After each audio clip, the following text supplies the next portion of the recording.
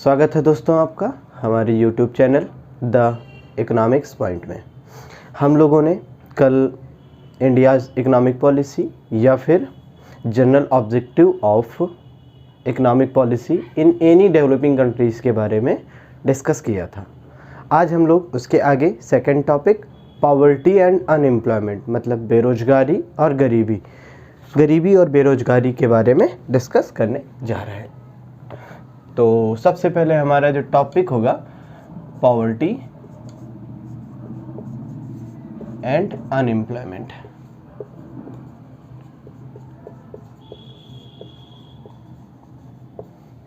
गरीबी और बेरोजगारी।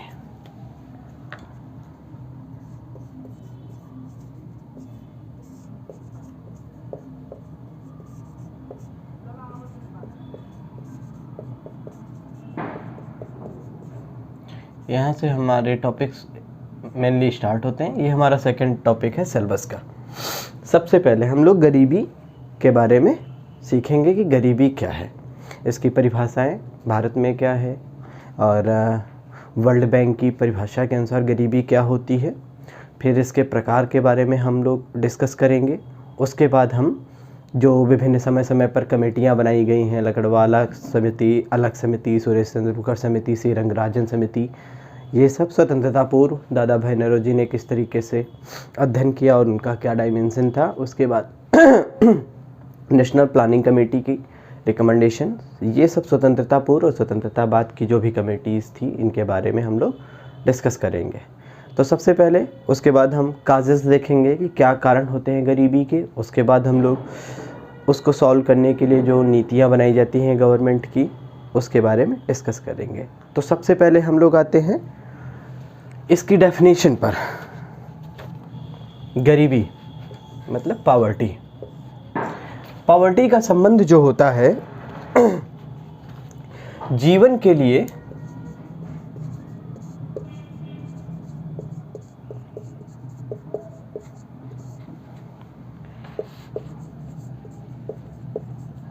न्यूनतम आवश्यक वस्तुओं की प्राप्ति से संबंधित है।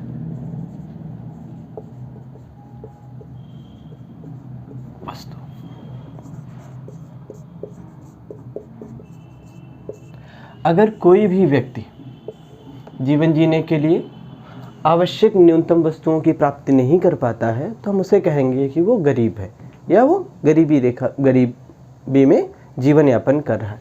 ये न्यूनतम आवश्यक वस्तुएं जो होती हैं उसमें से क्या क्या आता है? सबसे इम्पॉर्टेंट रोटी, कपड़ा और मकान।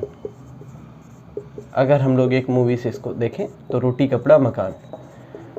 लेकिन और भी चीज़ें होती हैं जो आवश्यक होती हैं, न्यूनतम आवश्यक वस्तुओं में आता है, जैसे शिक्षा, स्वास्थ्य,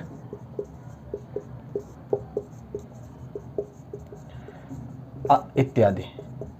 अगर इन वस्तुओं की प्राप्ति किसी भी व्यक्ति को, किसी भी देशवासी को, किसी भी नागरिक को अगर नहीं हो पा रही है तो हम इसे कहेंगे कि वो व्यक्ति गरीब है। तो गरीबी की हमारी ये एक सर्वमान्य परिभाषा है कि जीवन जीने के लिए आवश्यक न्यूनतम वस्तुओं की प्राप्ति में अक्षमता ही गरीबी है। अब गरीबी के लिए जो हमारे डायमेंशंस हैं कि गरीबी जो है वो वंचन से संबंधित है। गरीबी वंचन से संबंधित है।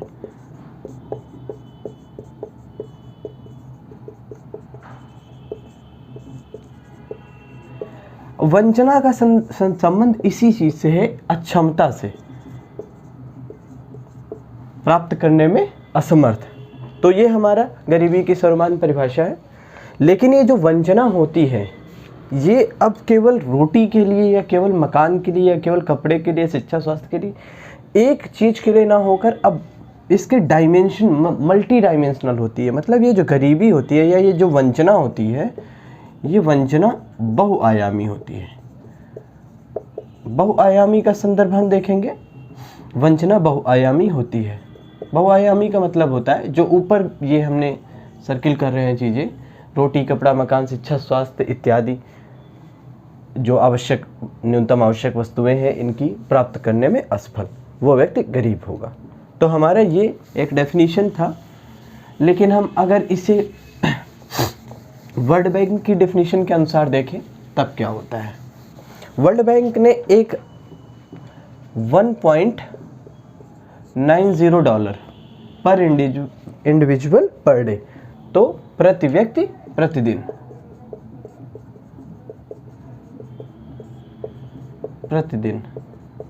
अगर हम ये टर्म याद रखें कि 1.90 ये वर्ल्ड बैंक है, विश्व बैंक के अनुसार, कोई भी व्यक्ति जिसकी आय $1.90 या इससे कम होती है उसको हम गरीब मानते हैं या गरीबी में मानते हैं कि वो अपना जीवन यापन जो है वो गरीबी में कर रहा है। लेकिन अगर हम इसको थोड़ा सा और मॉडिफाइड करें, ये वर्ल्ड बैंक की रिपोर्ट्स के अनुसार था। हम अगर इसमें देखें एशियन डेवलपमेंट बैंक ने $1.51 को माना कि कोई भी इंडिविजुअल जिसकी प्रतिदिन की इनकम जो है वो $1.51 या इससे कम होगी, वो व्यक्ति गरीब होगा। तो ये हमारे इंटरनेशनल इंस्टीट्यूशंस की जो परिभाषा थी उसके बारे में हम लोगों ने डिस्कस किया। इसके बाद हम बात करते हैं थोड़ा सा फैक्चुअल इंफॉर्मेशन की। 2015 में गरीबी का लेटेस्ट डाटा आता है जो ग्लोबल लेवल पर किया जाता है। लगभग वर्तमान समय में भी 2015 के डाटा के अनुसार वर्तमान समय में भी 736 मिलियन लोग जो हैं वो अभी भी गरीबी रेखा से नीचे जीवन यापन कर रहे हैं। हम ये वर्ल्ड बैंक का डाटा है। वर्ल्ड बैंक का 2015 का जो डाटा है एनालिसिस का, उसके अनुसार 736 मिलियन पीपल, 736 मिलियन लोग अभी भी गरीबी रेखा से नीचे जीवन यापन कर रहे हैं। इनमें से 80% लोग, लगभग 80% लोग मध्यम आय वर्ग से संबंधित देते हैं।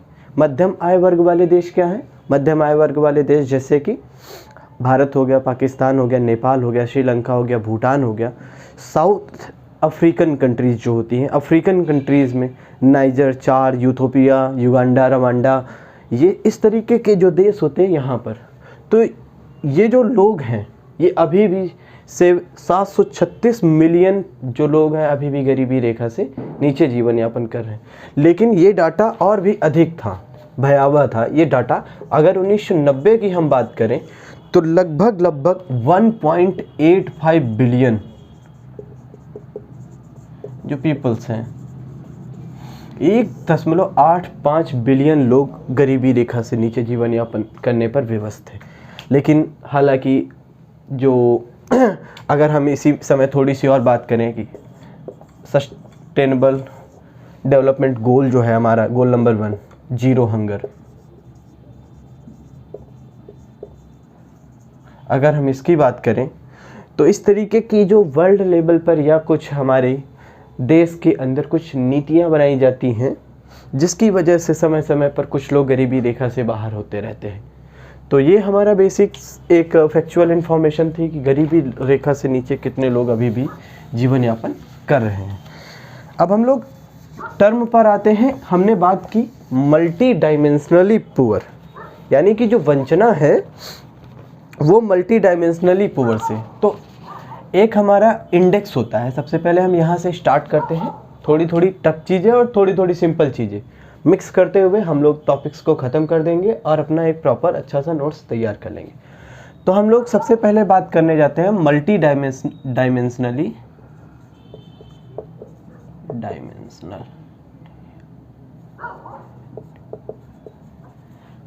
Dimensional poverty index, MPI।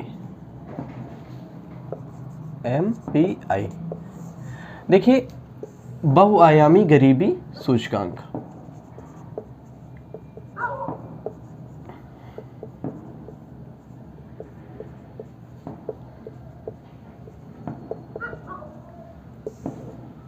देखिए, बहुआयामी गरीबी जो सूचकांक है वो जो है ये 2010 से पब्लिश होना स्टार्ट होता है।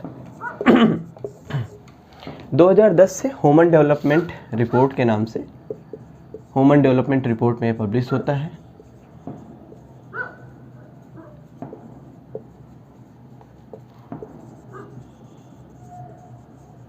और ये इसका जो काम है, जो इसकी पद्धति है, उसका विकास जो है वो किया था UNDP, United Nation Development Programme, और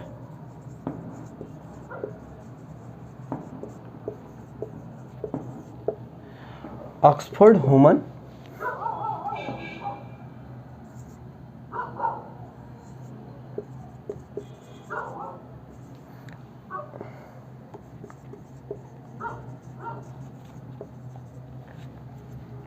and Human Development initiative.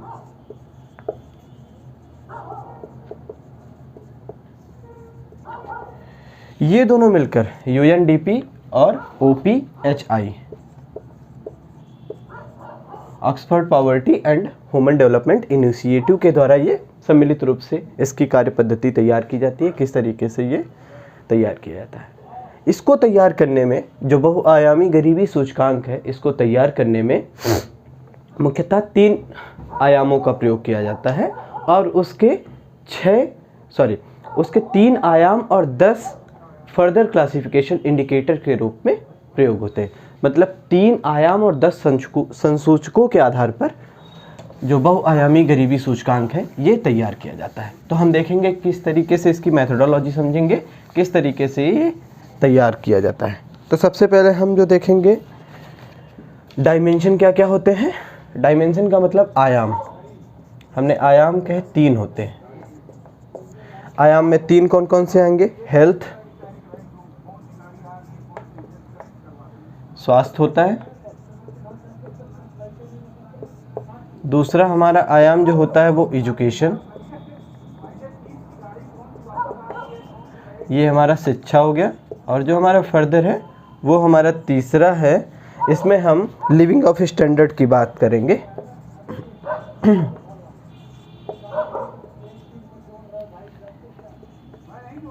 Living standard में जीवन निर्वाह स्तर।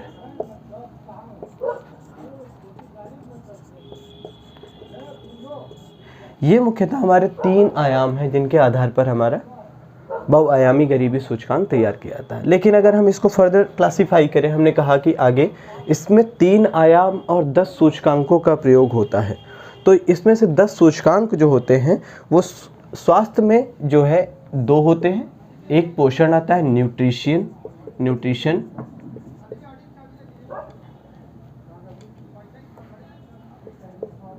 और दूसरा जो आता है हमारा चाइल्ड मोर्टेलिटी। चाइल्ड मोर्टेलिटी का मतलब शिशु मातृ दर, शिशु मृत्यु दर। ये न्यूट्रिशन और ये शिशु मृत्यु दर। शिक्षा में भी फर्दर क्लासिफाई इसके 2 सूचकांक होते हैं। इसमें से जो 2 सूचकांक होते हैं वो ईयर ऑफ स्कूलिंग और school attendance. Year of schooling मतलब कोई भी बालक, कोई भी बच्चा, कोई भी जो शिशु है वो कितने वर्ष तक स्कूल में रहता है, ये डाटा लिया जाता है। और उसके साथ साथ स्कूल अटेंडेंस, उसने कितने दिनों तक स्कूल अटेंड किया है, ये हमारा 2 हो गया। तो एक ये, दूसरा ये, तीसरा और चौथा। अभी इसमें से लिविंग स्टैंडर्ड्स में 6 सब क्लासिफिकेशन है, मतलब 6 जो हमारे संसूचक हैं उनका उपयोग किया जाता है। इसमें से हम देखेंगे पहला जो होता है वो फ्यूल, कुकिंग फ्यूल के ऊपर, भोजन बनाने के लिए जो फ्यूल है, ऊर्जा यूज की जाती है, उसके ऊपर है। दूसरा जो हमारा है वो सैनिटेशन है।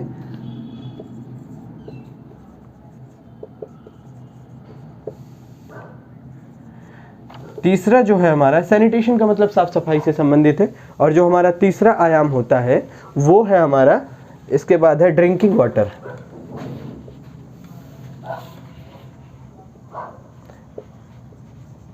पीने योग्य पानी। और इसी में अगर हम इस तरफ लिख दें 3 और इसको क्लासिफाई कर दें 3 पार्ट में, तो हमारा जो 4 नंबर है ये है इलेक्ट्रिसिटी मतलब विद्युत, इलेक्ट्रिसिटी मतलब विद्युत। और 5वां जो है वो है हमारा हाउसिंग। और उसके बाद हाउसिंग का मतलब आवास से संबंधित जो खर्चे होते हैं वो आवास से संबंधित, और जो छठा है हमारा वो परिसंपत्तियों से संबंधित है। बहुआयामी गरीबी सूचकांक को तैयार करते समय हमने देखा कि आयाम जो है स्वास्थ्य, शिक्षा और जीवन निर्वाह स्तर की बात करते हैं, लिविंग स्टैंडर्ड, जीवन स्तर की बात करते हैं। इसमें के जो आयाम को जब हम फर्दर क्लासिफाई करते हैं, जो इसके संसूचक होते हैं, इंडिकेटर्स जो होते हैं, वो एक न्यूट्रिशन पोषण, दूसरा शिशु मातृ दर मतलब चाइल्ड मोर्टेलिटी, इसके बाद हमारा शिक्षा में ईयर ऑफ स्कूलिंग और स्कूल अटेंडेंस, ये 2 हो गए। उसके बाद 6 हमारे होते हैं लिविंग स्टैंडर्ड में। लिविंग स्टैंडर्ड में कुकिंग फ्यूल जो होता है वो फर्स्ट हो गया, सेकंड हमारा सैनिटेशन हो गया, थर्ड हमारा ड्रिंकिंग वाटर हो गया, और फोर्थ जो है हमारा इलेक्ट्रिसिटी, फिफ्थ जो है वो हमारा हाउसिंग, और जो 6 है वो एसेट से संबंधित है। तो ये हमारे डायमेंशन और इंडिकेटर्स हैं जो इसको तैयार करने में प्रयोग किए जाते हैं। अगर हम लोग यहाँ पर देखें तो वेटेज की बात होती है, कितना वेटेज दिया जाता है। तो हम अगर वेटेज की बात करें तो यहाँ पर स्वास्थ्य को 1/3 वेटेज होता है, और शिक्षा को 1/3 वेटेज होता है, और लिविंग स्टैंडर्ड को भी 1/3 का वेटेज होता है। मतलब तीनों का लगभग 33.33%, और तीनों मिलकर 100% का निर्माण करते हैं। हम यहाँ पर और बात करेंगे, जो मल्टी डायमेंशनली पॉवर्टी इंडेक्स होता है, ये बहुआयामी गरीबी सूचकांक जो होता है, जब ये तैयार किया जाता है तो इसमें से एक स्कोर प्रोवाइड किया जाता है देशों को। डिफरेंट जो कंट्रीज होती हैं उनको एक स्कोर प्रोवाइड किया जाता है। ये स्कोर जो होता है वो 0 से लेकर 100 के बीच में होता है। 0 से लेकर 100 के बीच में होता है स्कोर। जो इसके जितना नज़दीक होगा उतना ही अच्छी कंट्री होगी। मतलब 100 उच्च को इंडिकेट करेगा और 0 लोवेस्ट को इंडिकेट करेगा। तो अब हम यहाँ पर बात करेंगे MPI में 2020 का जो डाटा आया है, यूनाइटेड नेशन डेवलपमेंट प्रोग्राम और Oxford Poverty and Human Development Initiative के द्वारा जो रिपोर्ट जारी की गई, उसमें इंडिया की जो रैंकिंग है वो 62nd है। इंडिया की जो रैंक है, और इसमें 107 कंट्रीज ने पार्टिसिपेट किया।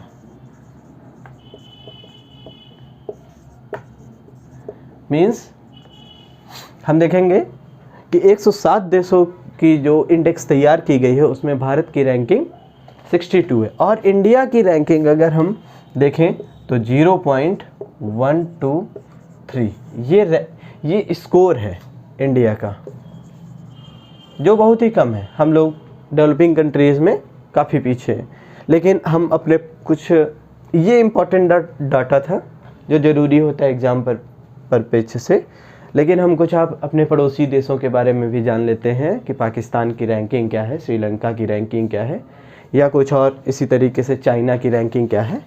कुछ देशों ने बहुत ही अच्छा परफॉर्म किया, जैसे कि चाइना जो है उसकी 30th रैंक है, वो 30वें स्थान पर है 107 देशों में। चाइना की जो रैंकिंग है वो 107 कंट्रीज़ में। इसके बाद अगर हम बात करें श्रीलंका की, तो श्रीलंका ने भी हमसे अच्छा परफॉर्मेंस किया है। श्रीलंका की रैंकिंग चाइना से भी अच्छी 25 है। इसके बाद हम देखें तो बांग्लादेश की अगर बात करें, बांग्लादेश की 58th रैंक है। और हम अपने पड़ोसी पाकिस्तान को तो भूल ही नहीं सकते हैं, इसकी रैंकिंग खैर हमसे नीचे है। पाकिस्तान की रैंकिंग 73rd है 107 देशों की मल्टी डायमेंशनली पॉवर्टी इंडेक्स में। ये कुछ देश थे जो ये रैंकिंग रही है। तो हम लोगों ने मल्टी डायमेंशनली पॉवर्टी इंडेक्स देखा, हम लोगों ने गरीबी की परिभाषा देखी, क्या गरीबी की परिभाषा होती है, वर्ल्ड बैंक के अनुसार क्या परिभाषा होती है, और उसका ऑफिशियल डाटा देखा किस तरीके से चीज़ें होती। इसके बाद जब हम आगे बढ़ते हैं, हम लोग टाइप्स ऑफ पॉवर्टी की बात करने जा रहे हैं कि गरीबी के प्रकार।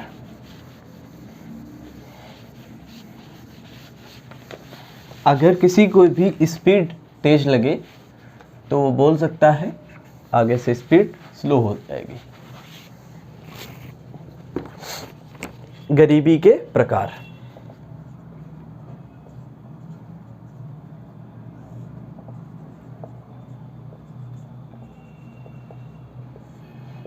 गरीबी के प्रकार, टाइप्स ऑफ पॉवर्टी।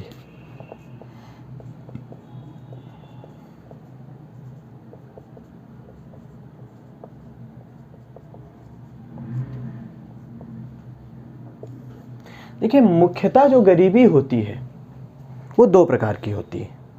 एक सापेक्ष गरीबी होती है, एक निरपेक्ष गरीबी होती है। सापेक्ष गरीबी का मतलब क्या होता है? एकदम एब्सोल्यूट टर्म्स में अगर हम जाते हैं, सॉरी, यहाँ पर सापेक्ष जो गरीबी होती है वो रिलेटिव होती है, और जो निरपेक्ष गरीबी होती है वो एब्सोल्यूट पॉवर्टी होती है। एब्सोल्यूट पॉवर्टी से समझते हैं हम लोग क्या होती है।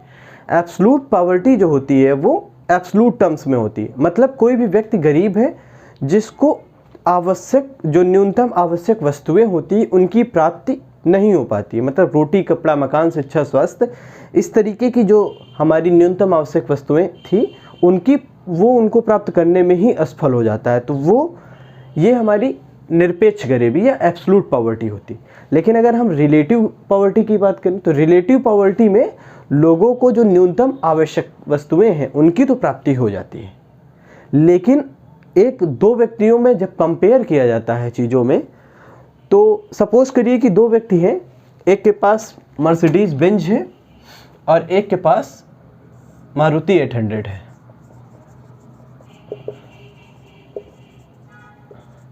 तो एब्सोल्यूट टर्म्स में, अगर हम रिलेटिव टर्म्स में देखें, दोनों के पास कार है, लेकिन हम अगर करेंगे तो ये जो यहाँ पर जो कंपैरिजन होता है ये रिलेटिव पॉवर्टी का होता है। यहाँ पर हम समझते हैं कि कुछ चीज़ें समझ में आई होंगी कि एब्सोल्यूट और रिलेटिव क्या होता है, लेकिन इसके बाद और भी कुछ सब क्लासिफिकेशंस होते हैं, वो ज़्यादा महत्वपूर्ण नहीं होते, हम उसके बारे में भी डिस्कस करेंगे। सबसे पहले एब्सोल्यूट पॉवर्टी को देख लेते हैं क्या होती है।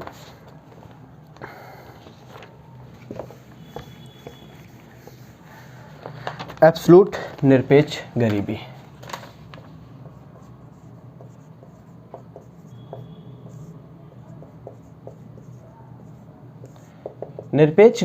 निरपेक्ष गरीबी का तात्पर्य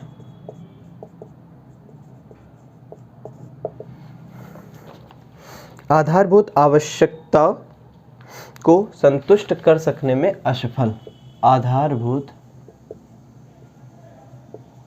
आवश्यकता को प्राप्त करने में असफल या अक्षमता से है।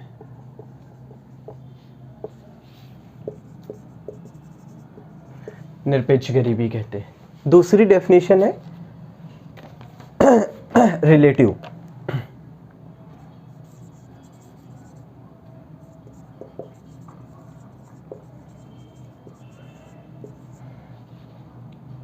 सापेक्ष गरीबी।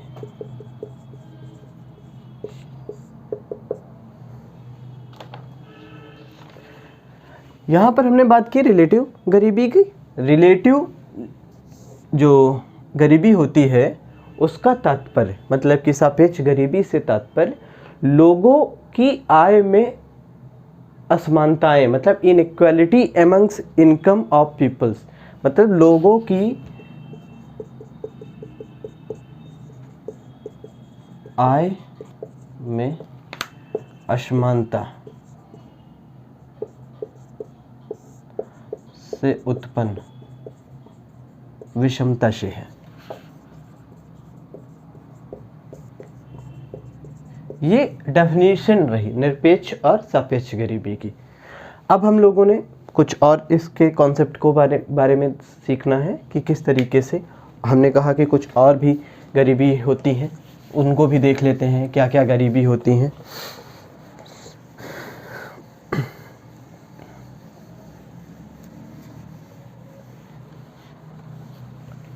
देखिए, एक होता है क्रॉनिक पॉवर्टी,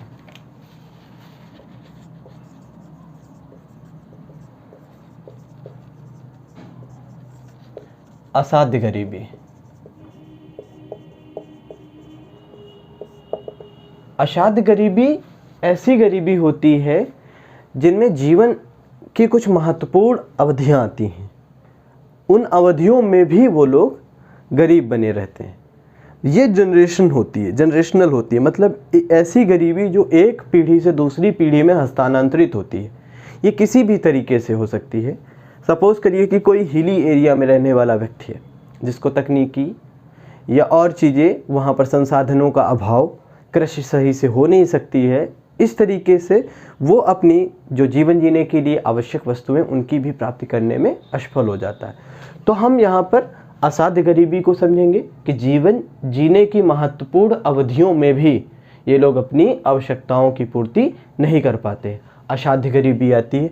इसी के बाद हम दूसरा देखते हैं पारिवार्षिक निर्धनता, यानी कि पेरिफेरल पॉवर्टी।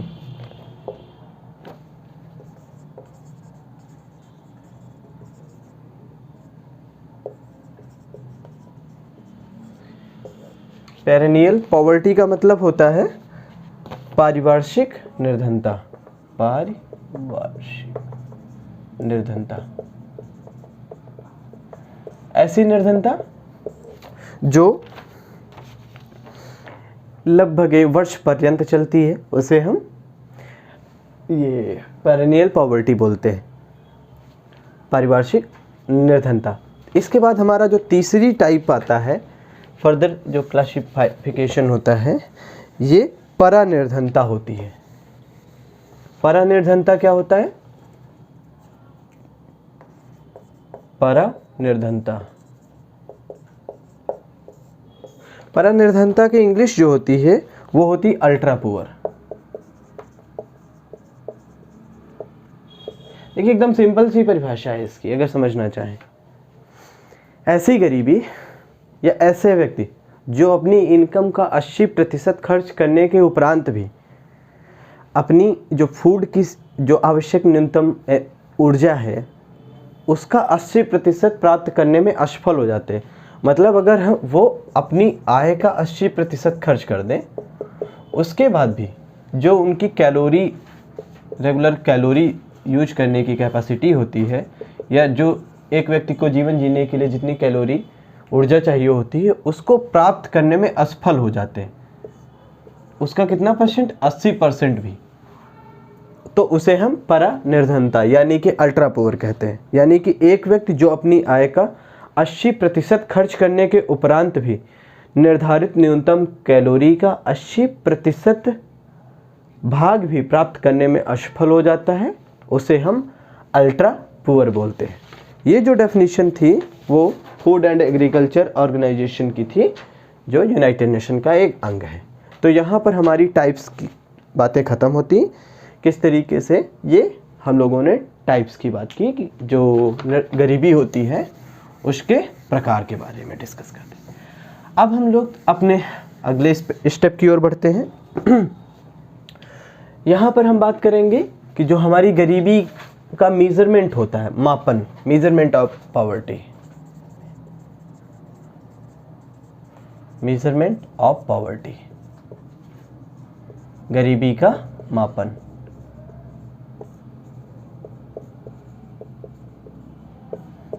देखिए गरीबी के मापन को भी अगर हम 2 पार्ट में विभाजित कर लें, एक स्वतंत्रता पूर्व और एक स्वतंत्रता उपरांत। स्वतंत्रता पूर्व में क्या था ये देखेंगे,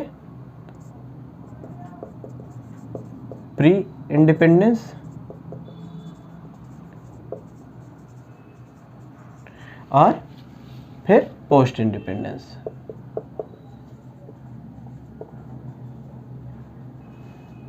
स्वतंत्रता पश्चात।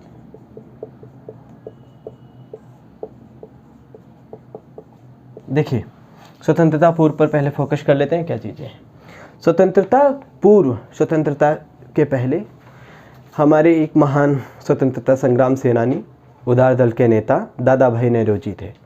दादा भाई नेहरूजी जो थे, इनके द्वारा कई समय समय पर अंग्रेज़ों के द्वारा किए गए कृत्यों को उजागर किया जा रहा था। अंग्रेज़ किस तरीके से भारत का शोषण कर रहे थे, इन्होंने कई किताबें लिखी। ड्रेन ऑफ वेल्थ, किस तरीके से भारत की जो मुद्रा थी उसको विदेशों में ले जा रहे थे। और उनका एक आकलन पॉवर्टी पर भी था। Poverty and un British rule in India नाम की पेपर पब्लिश होता है इनका, उसमें ये लिखते हैं। तो जो दादा भाई नौरोजी थे,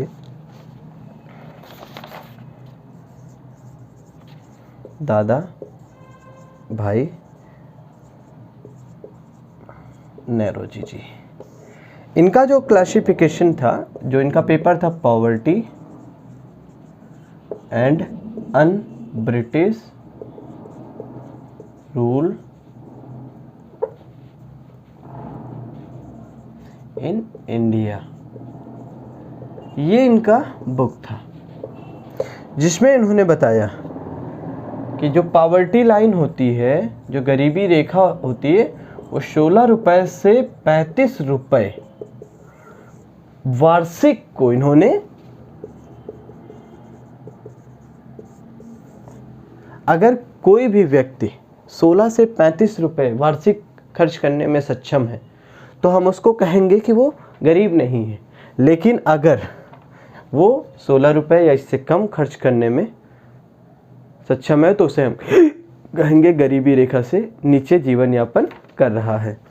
हम यहाँ पर बात करेंगे कि ये जो रुपीस थे या इनका जो एक्सपेंडिचर था वो 1867 और 68 की कीमतों पर आधारित था। जो इनका बेस ईयर था वो 1867 और 1868 के आधारित था। ये हमारी स्वतंत्रता पूर्व पहली जो पेपर था दादा भाई नौरोजी ने पब्लिश किया, जिसमें 16 से 35 रुपये वार्षिक को अपना गरीबी रेखा के निर्धारण में महत्वपूर्ण माना। इसके बाद दूसरा लगभग आता है 1938 में।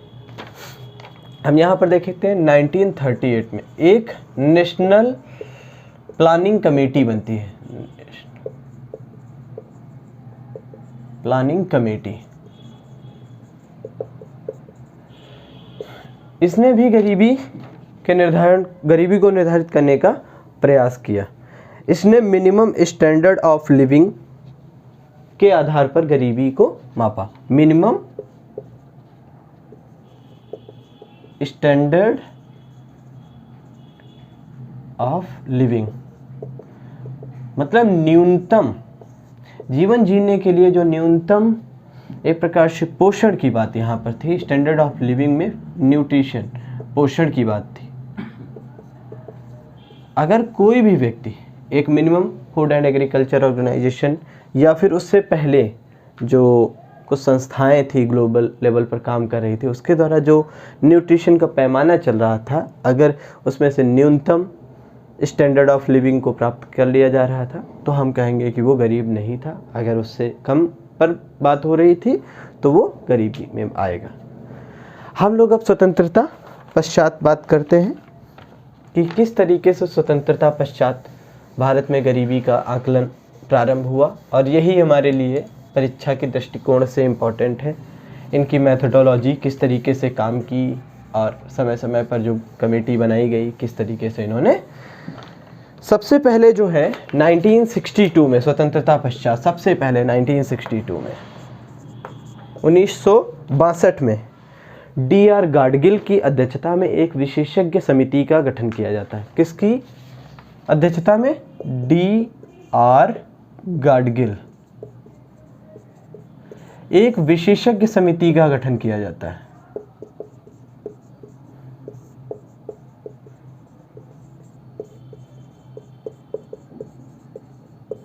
एक विशेषज्ञ समिति का गठन किया जाता है। इन्होंने अपनी गरीबी के निर्धारण में हेल्थ और एजुकेशन जैसे तथ्यों को ऐड नहीं किया, मतलब शिक्षा और स्वास्थ्य।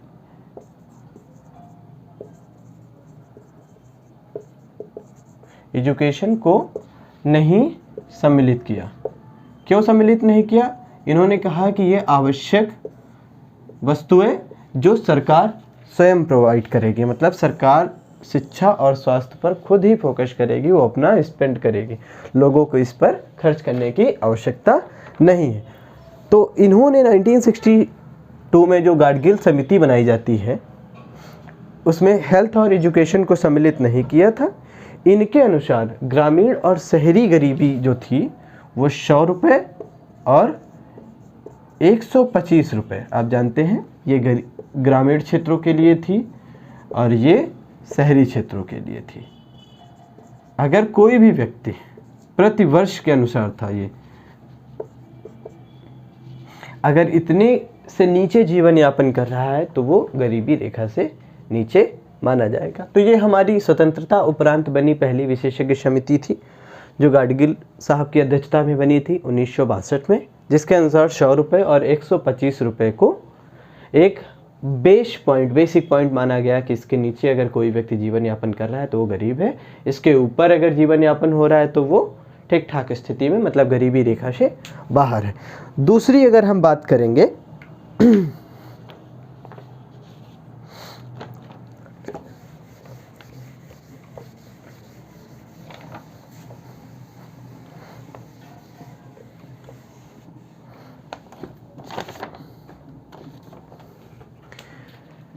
वी.एम. दांडेकर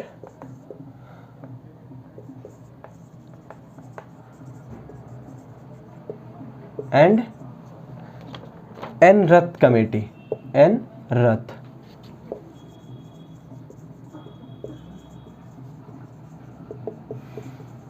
ये हमारी स्वतंत्रता के उपरांत बनी दूसरी कमेटी थी, जो वी.एम. दांडेकर और एन रथ की अध्यक्षता में बनाई गई थी। इसका जो गठन है वो 1971 में हुआ था और ये हमारी गरीबी पर पहली सिस्टमैटिक स्टडी थी। ये 1971 में 1971 में गठित की गई थी और ये हमारी सिस्टमैटिक स्टडी, पहली पॉवर्टी पर पहली सिस्टमैटिक स्टडी थी, first systematic study of poverty estimation.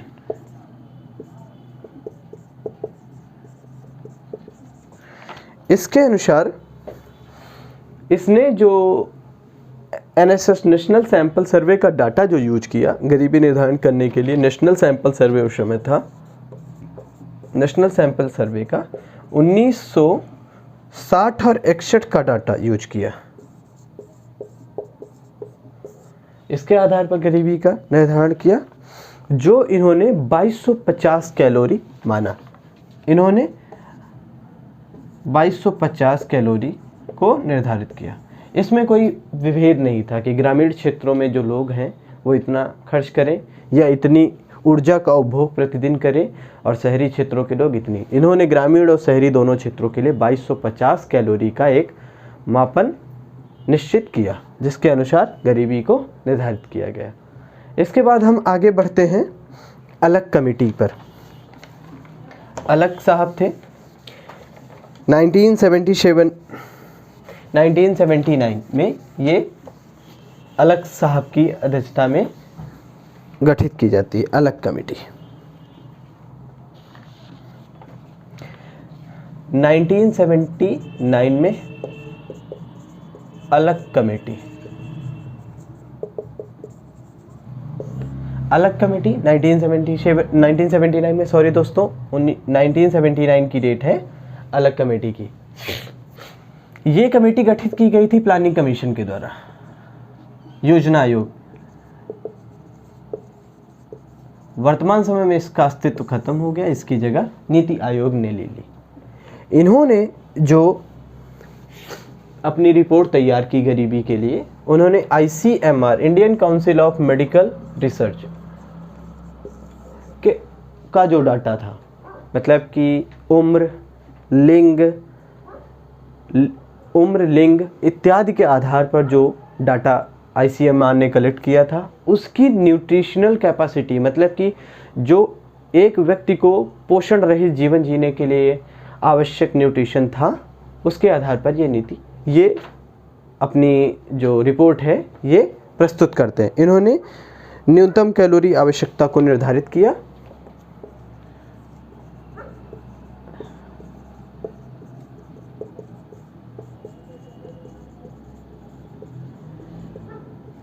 न्यूनतम कैलोरी आवश्यकता को निर्धारित किया इन्होंने ग्रामीण क्षेत्रों में, मतलब ग्रामीण क्षेत्रों में 2400 कैलोरी प्रतिदिन प्रति व्यक्ति और शहरी क्षेत्रों में 2100 कैलोरी प्रति व्यक्ति का निर्धारण किया। इसके बाद भी और भी कमेटी आती हैं। लकड़वाला साहब की अध्यक्षता में कमेटी बनती है, 1989 में बनती है, जिसने अपनी रिपोर्ट्स जो है 1993 को प्रस्तुत की। उसके बाद हमारी 9th 5 ईयर प्लान से उसकी रिपोर्ट्स को माना जाता है। उसके बाद हमारी सुरेश तेंदुलकर कमेटी बनती है और उसके बाद सी रंगराजन कमेटी। फिर एक टास्क फोर्स भी नीति आयोग के द्वारा बनाया जाता है। इसके बारे में हम आगे डिस्कस करेंगे। तो दोस्तों, यहाँ तक हमारा एक टॉपिक था, हमने थोड़ा सा इसको समझाने का प्रयास किया। धन्यवाद दोस्तों।